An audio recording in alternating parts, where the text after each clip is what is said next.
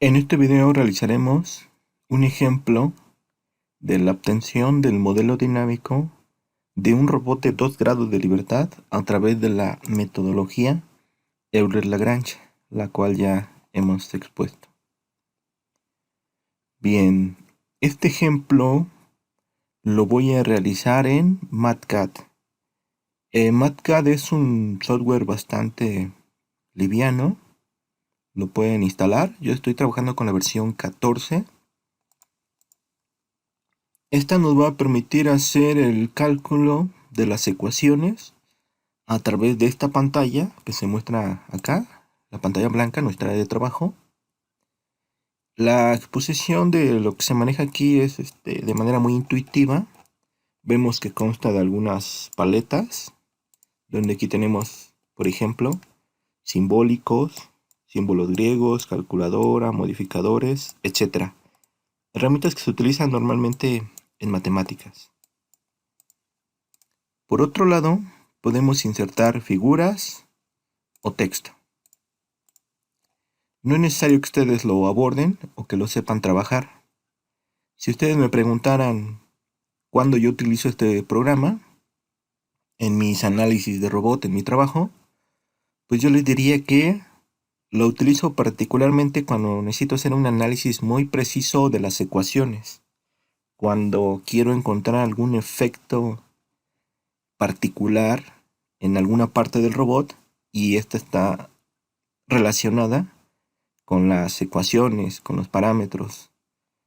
También me sirve para ver a detalle cómo se hace el cálculo de las ecuaciones, es decir, ver a detalle parte a parte. Si podemos ver, vean esto de que está por acá. Estas ecuaciones se van escribiendo y se van notando cada una de sus partes, ¿no? Funciona a manera de una libreta, como si estuviéramos haciendo un apunte. Entonces resulta bastante interesante. Este programa, no sé si puede hacer simulaciones, yo al menos no lo he hecho, pero no lo utilizo para eso. Lo que normalmente hago es utilizar puro MATLAB, pero si ya quiero un análisis muy particular, por ejemplo, analizar la no linealidad de las ecuaciones, ver el jacobiano desglosado, desmenuzado, la ecuación dinámica de algún efecto, de alguna fuerza, etcétera, y comprobar cálculos, MATCAD me sirve muy bien.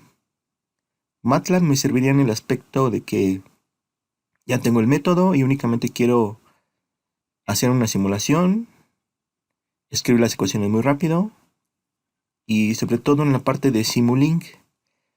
Simulink a través de MATLAB me va a ayudar a hacer la simulación numérica. El lenguaje a bloques se presta mucho a ello. Bueno, ya comentaré un poquito más de MATLAB Simulink. Lo que quiero que aquí comprendamos es cómo el método que ya hemos visto se puede aplicar a un ejemplo en particular. Y lo vamos a aplicar de una manera general. Es decir, vamos a seguir estos 4 pasos para este robot.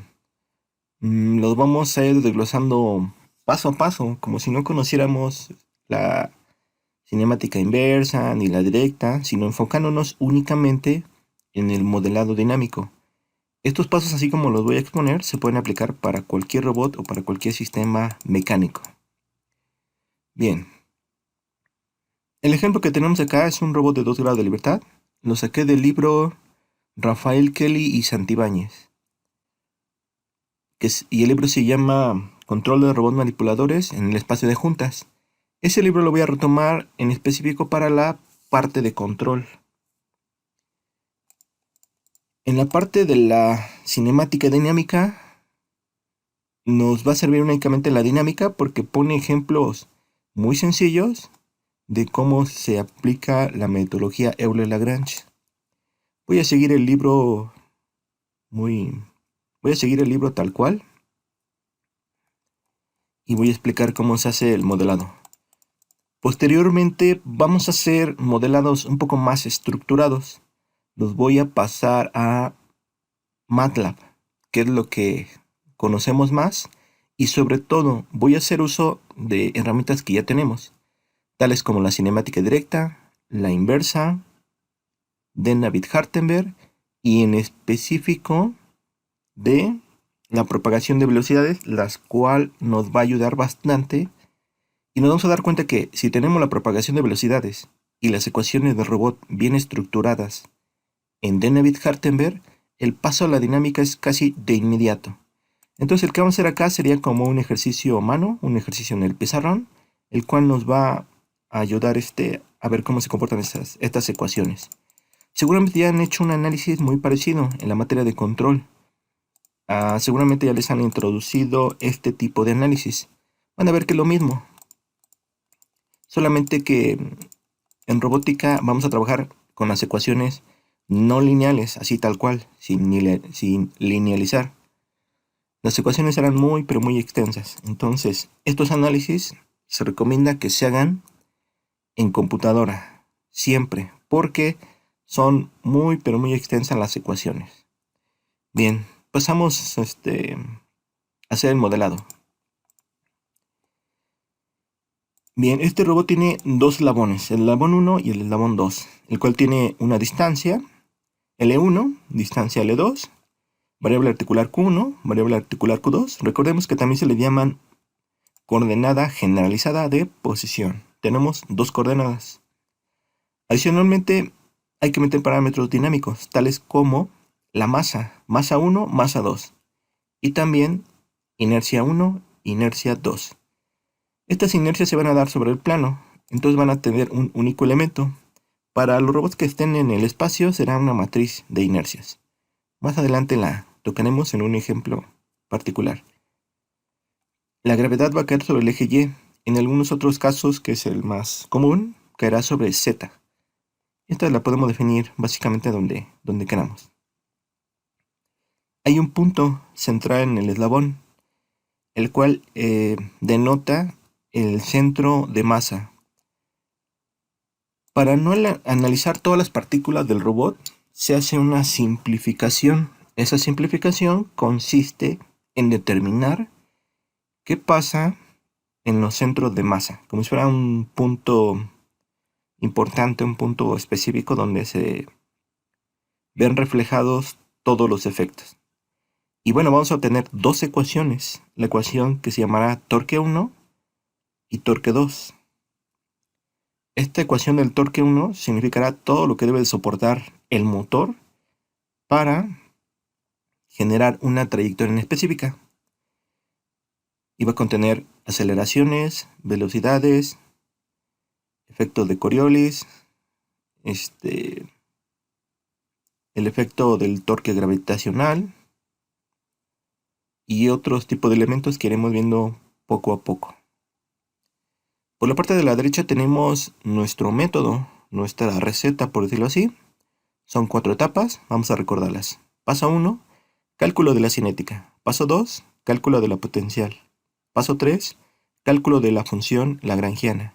Paso 4, desarrollo de las ecuaciones de Lagrange. Este último paso consiste en esta ecuación que vemos acá, la cual es, una vez obtenido la función lagrangiana, procedemos a calcular las derivadas parciales y la derivada con respecto al tiempo. Vamos con ello. Pasamos abajo. Primer paso, vamos a calcular la energía cinética. Para el cálculo de la energía cinética, nosotros necesitamos saber cuál es la velocidad de los centros de masa de cada uno de los eslabones. Bueno, pues para llegar a este punto 1, para determinar su velocidad, primero hay que encontrar su posición. Vamos a definir un vector que se llama x1 y x2. Vemos que la proyección de x1 sería de acá hacia acá, ¿no? Y tiene que ver con seno de q1 y LC1, que sería esta distancia. Para la proyección en Y1 será lo mismo, pero con otra proyección y otro signo. Todo esto lo podemos guardar en una variable que le vamos a llamar P1, como el punto 1. Vamos a hacer lo mismo para el punto número 2. Aquí tenemos X2 y Y2. La proyección para llegar a este punto tiene que ver con de acá hacia acá. este pedazo, ¿no? Y tiene que ver con la distancia L1. L1 seno de Q1 más, y le vamos a sumar la proyección de acá hacia acá. Este eslabón está afectado por cuánto gira este y cuánto gira este, más la distancia de acá hacia acá. Entonces tenemos el S2 seno de Q1 más Q2. Del otro lado viene siendo un espejo, pero con otras proyecciones. Cada uno de estos los vamos a almacenar en el punto P1 y en el punto P2. Y aquí lo tenemos desplegado. Bien. Esto lo estamos haciendo de manera manual, pero recordemos que nosotros ya tenemos un antecedente. Ese antecedente es el cálculo de la cinemática directa. Entonces, para otros ejemplos, pues usaremos de lo que ya tenemos anteriormente, es decir, el de Navier-Hartenberg. Bien, aquí vamos a obviar el de Navier-Hartenberg y vamos a trabajar de esta manera. Pasamos hacia abajo. Una vez que tenemos la posición de cada uno de los eslabones, vamos a calcular la velocidad. Para el punto número 1 tenemos lo siguiente. La velocidad 1 será la derivada del punto 1 con respecto a la primera coordenada generalizada. ¿Esto por qué? Porque nada más tenemos Q1 y además ese resultado lo multiplicamos por Q1 punto, de tal forma que tenemos este resultado que vemos de este lado. Para la segunda velocidad hay que derivar el punto 2, pero nos damos cuenta que depende de Q1 y Q2, entonces hay que hacer una derivada de Q1 y luego una derivada de Q2. Lo podemos hacer de esta misma manera y hay que sumar cada una de las derivadas. O lo podemos hacer como si fuera un jacobiano. ¿De qué manera? De la que se muestra a continuación.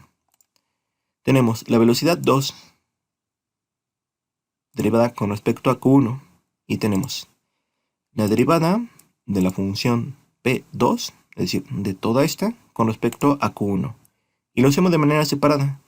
La velocidad 2 con respecto a la variable articular 2 y es lo siguiente, derivada de la ecuación P2, es decir, de esta, con respecto a Q2.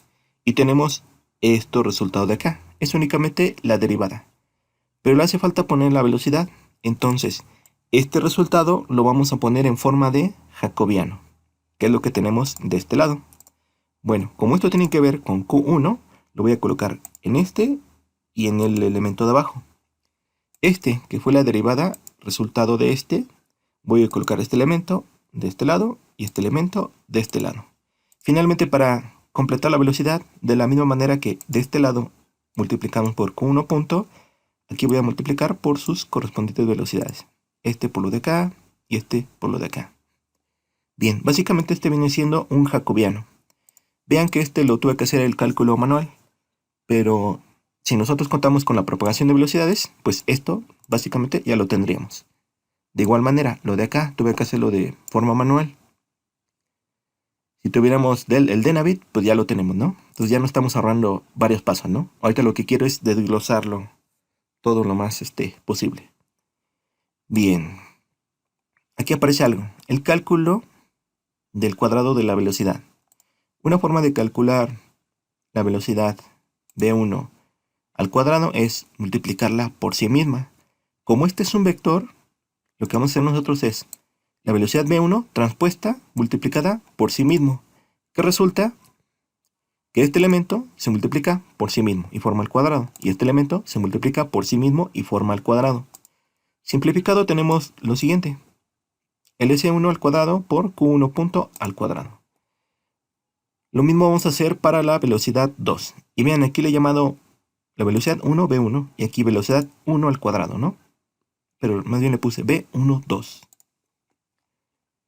Pasamos hacia abajo. Bueno, aquí viene siendo lo mismo. Para la velocidad 2 al cuadrado tengo lo siguiente. La velocidad 2 transpuesta por la propia velocidad 2. Y aquí el resultado. Esta velocidad resulta más extensa. Con esto ya puedo calcular la energía cinética de cada uno de los eslabones. Podemos definir una K1 y sería la velocidad cinética del eslabón 1. Y una K2 y que sea la velocidad cinética del eslabón 2. O podemos poner todo de corrido. Es decir, como lo tenemos acá. Una K que le podemos llamar K total. Y tenemos lo siguiente. Un medio de la masa por la velocidad 1 al cuadrado, ¿no? Que vendría siendo esta. Luego, un medio por la inercia 1 por su velocidad angular al cuadrado. Vean que esto de acá conforma la energía cinética del eslabón número 1, donde el primer término es la velocidad, es la energía cinética debido a la velocidad lineal. Y esta la energía cinética debido a la velocidad angular. Por otro lado, esto que está acá sería la velocidad cinética del eslabón 2 debido a su energía, a su velocidad lineal. Y lo de acá sería la energía cinética del eslabón 2,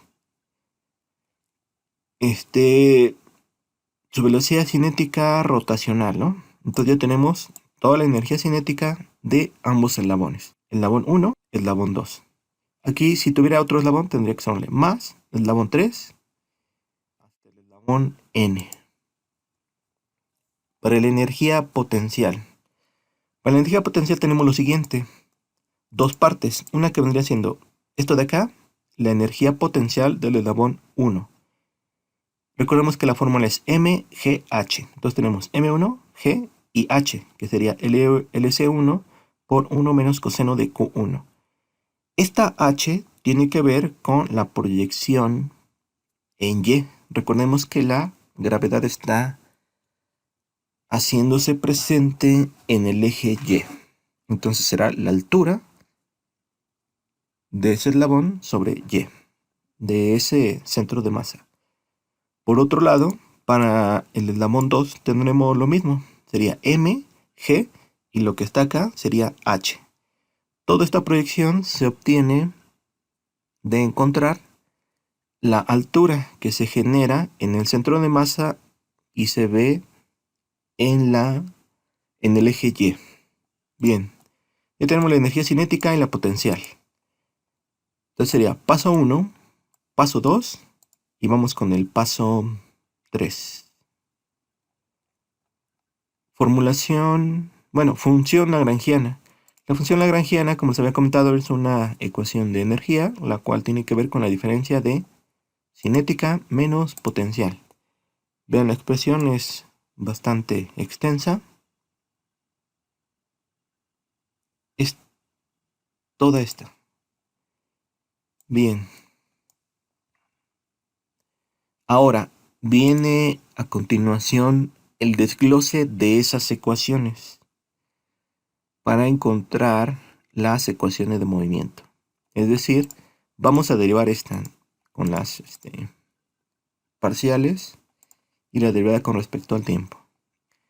Lo podremos hacer a mano, pero vamos a hacerlo a través de una metodología, la cual aclaro que no es mía, la he tomado de los trabajos del doctor Víctor Javier González Villela. Entonces, no es de mi autoría, pero me parece bastante interesante cómo hacer el cálculo de las ecuaciones de movimiento a través de la siguiente herramienta. Va a constar de lo siguiente. Voy a definir una función que se va a llamar dq y va a entrar m. M será la entrada. En nuestro caso m será la función LA, todo en lagrangiano. ¿Qué es lo que voy a hacer? Pues con esta m voy a derivarla con respecto a la primera variable articular de posición, con respecto a la segunda y con respecto a la de velocidades. Eso es lo único que hace. La función entrante la deriva con respecto a todas las variables que dependen del tiempo. Y defino un vector que se va a llamar Q tilde, el cual va a contener velocidades y aceleraciones. ¿Para qué hago esto y este de acá? Pues para encontrar la derivada con respecto al tiempo. Una derivada con respecto al tiempo, recordando, es, si tengo una función de múltiples variables, es derivar esa función con respecto a la primera variable. Si existe esta, la multiplico por esta. Aparecen los puntos. Otra vez tomo la función entrada L, la derivo con respecto a la segunda. Y si existe y esta variable la multiplico por este. Y van apareciendo los puntos. Lo mismo para esta y para esta. Y va apareciendo las aceleraciones. Esta es una forma de encontrar la derivada con respecto al tiempo. No todos los software lo pueden hacer de manera directa. Es el caso de MATCAD y MATLAB. Y bueno, hay muchas formas de hacerla. Este me pareció un método simplificado. Ya casi finalizamos. Lo que viene a continuación es lo siguiente. Encontrar el primer par generalizado. Aquí lo hemos llamado torque 1. O también lo podemos llamar torque de la primera variable articular, Q1. Esta fórmula son las ecuaciones de movimiento. Tenemos lo siguiente. La función lagrangiana la vamos a derivar con respecto a la primera variable articular de velocidad. A este resultado le vamos a aplicar la derivada con respecto al tiempo. Y aquí en este momento es cuando entra esta y esta. Ahorita lo vamos a aplicar. A eso le vamos a restar la derivada de la función lagrangiana con respecto a la variable articular Q1. Y con esto hemos encontrado el par 1. Veamos cómo se aplica. Vamos un poco más hacia abajo y tenemos lo siguiente. El torque 1. Vean aquí es la derivada parcial de la función lagrangiana con respecto a la primera coordenada generalizada. A este resultado lo metemos a esta función de Q. Es decir, esto va a ser M. ¿Qué va a ser M? Pues derivar con respecto a todos los que tengan que ver con el tiempo. Luego, si existe este, lo vamos a multiplicar por este. Si existe esta derivada, lo vamos a multiplicar por este. Si este fuera 0, lo multiplica por este, pero vendría siendo 0, ¿no? Y en este momento van apareciendo las velocidades y aceleraciones. Entonces, este y este, que hemos definido previamente, que están acá y acá, nos sirven únicamente para encontrar la derivada con respecto al tiempo.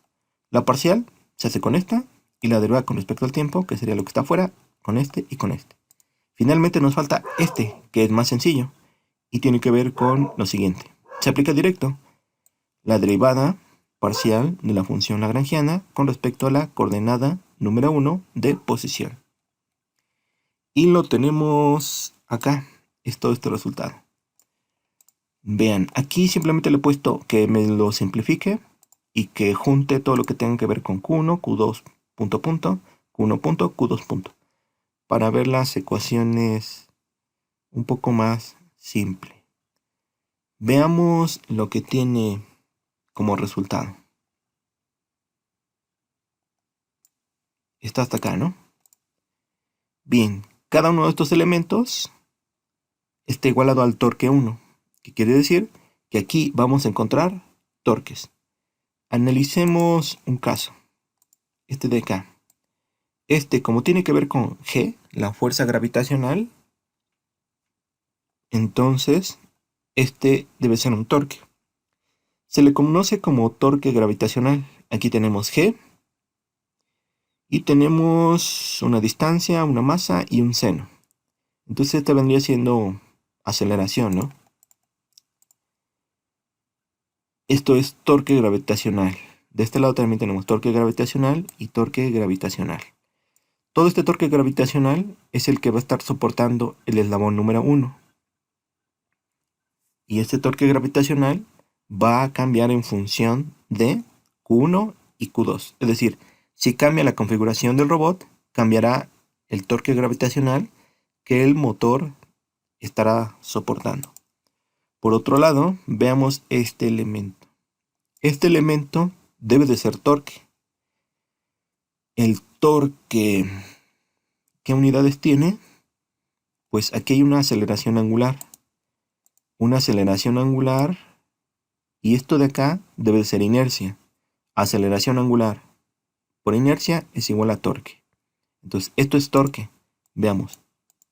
I2 es el torque. Esto de acá será inercia. Y esto de acá debe ser inercia.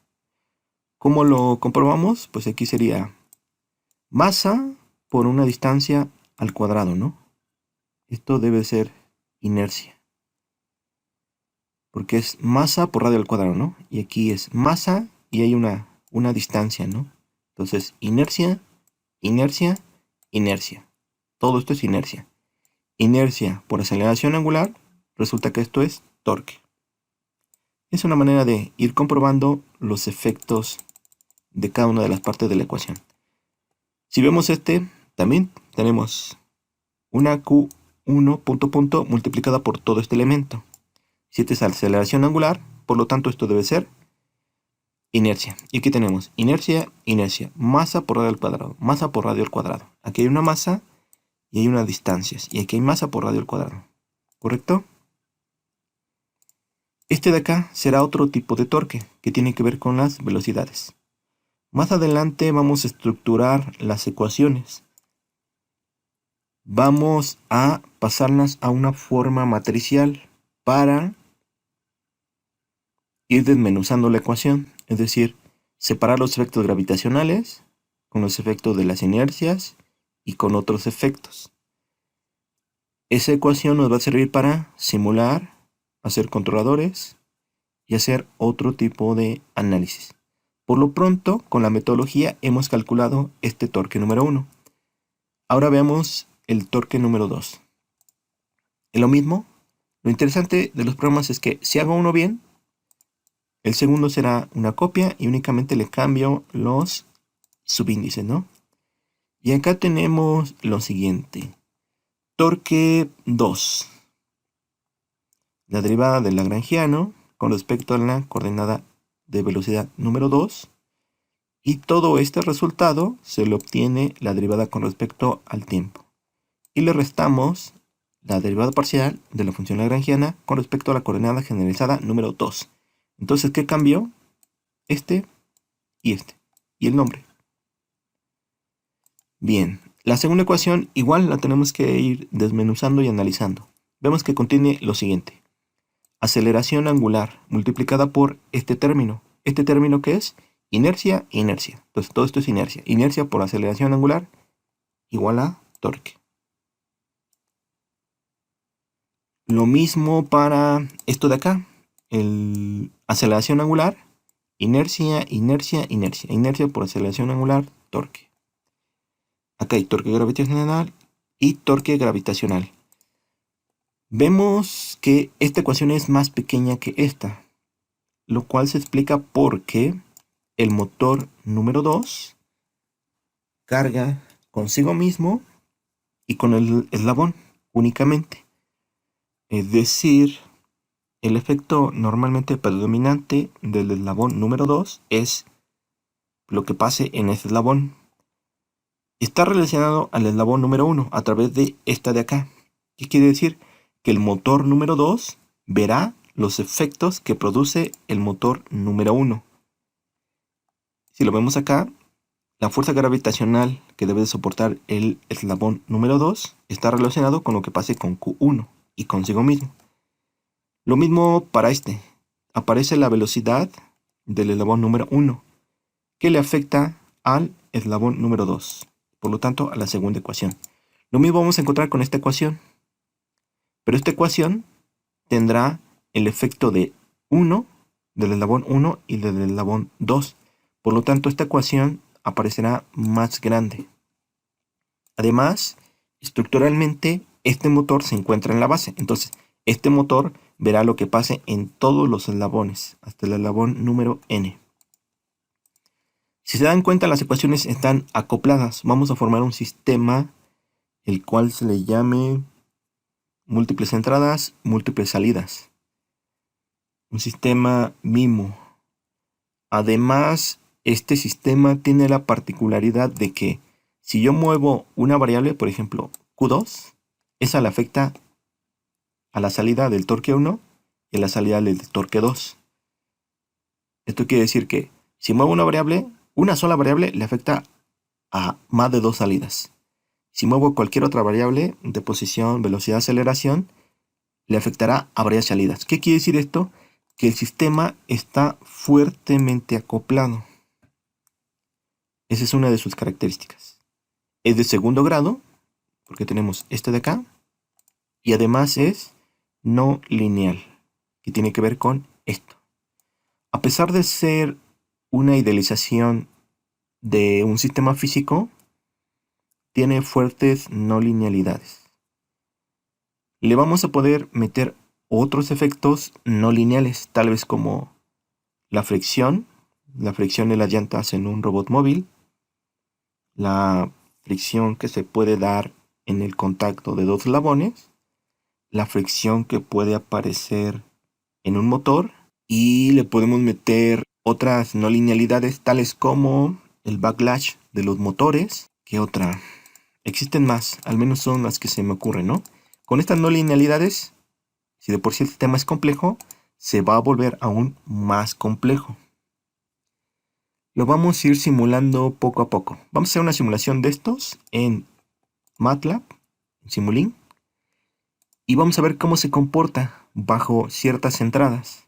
Vamos a meterle velocidades, aceleraciones y vamos a determinar el torque. También vamos a meterle torque y vamos a determinar cómo se comportan los estados. Esto me recuerda a lo siguiente. Esta ecuación es la dinámica directa o la dinámica inversa. Pensémoslo de la siguiente manera. Si obtengo como salida torque, porque todo está igualado a torque, entonces estoy hablando de la dinámica inversa, que quiere decir que aquí en la parte de la derecha encontraré la trayectoria. La trayectoria está dada en las articulaciones o está dada en el efector final, con las coordenadas cartesianas. Bueno, esas coordenadas cartesianas están de manera implícita en este y en este. Estas son articulares, pero se pueden mapear a cartesianas. O también decir, de cartesianas las mapeo a articular. Entonces, ¿qué entra a esta ecuación? Entra la trayectoria dada por articular y tenemos como salida el torque. Este viene siendo entonces la dinámica inversa. ¿Cuál sería la directa? Pues despejar la variable de mayor grado y tener dentro el torque, para que de esta manera entre un torque y nosotros determinemos cómo se movió el sistema a través de todas estas que tenemos de este lado. Bien, este es un ejercicio muy simple de cómo se calcula la dinámica con la metodología Euler-Lagrange para un robot de 2 grados de libertad. En el siguiente video veremos cómo estas ecuaciones se pueden estructurar para entenderlas un poco mejor, entender sus características y cuáles son cada una de sus partes, para posteriormente pasar a simularlas. Hasta aquí nos quedamos con este ejercicio. Yo les sugiero que tomen el libro de Rafael Kelly y Santibáñez. Van a encontrar este mismo ejemplo y otros similares muy sencillos. Y hagan un ejemplo de un robot, pero que sea un robot pequeño. Lo que interesa ahorita es interiorizar el procedimiento, ver cómo se calculan manualmente estas ecuaciones. Pero no lo vamos a hacer siempre a mano. No es para nada conveniente. Lo conveniente es que trabaje el software por nosotros. Nosotros, como les había comentado, nos vamos a enfocar particularmente en analizar estas ecuaciones. No en calcularlas. Calcularlas es lo de menos. Hay muchos métodos. Este es uno de ellos. Nos vamos a enfocar en entender esas ecuaciones y sobre todo en hacer estas simulaciones numéricas que nos van a ayudar bastante a entender qué pasa cuando un robot pasa por una singularidad. ¿Qué pasa si la trayectoria le pongo un perfil quíntico en donde el tiempo para hacer la trayectoria es muy corto? ¿Qué pasa si esa trayectoria no la defino bien? ¿Qué pasa si le coloco un peso al robot? ¿Qué pasa si el robot adopta cierta postura? ¿Cómo le afecta la fuerza gravitacional? ¿Cómo le afecta la saturación en los motores? ¿Cómo le afecta que una llanta patine? ¿Cuándo este modelo es válido? Todo ese tipo de cuestionamientos nos los vamos a responder cuando trabajemos con Simulink.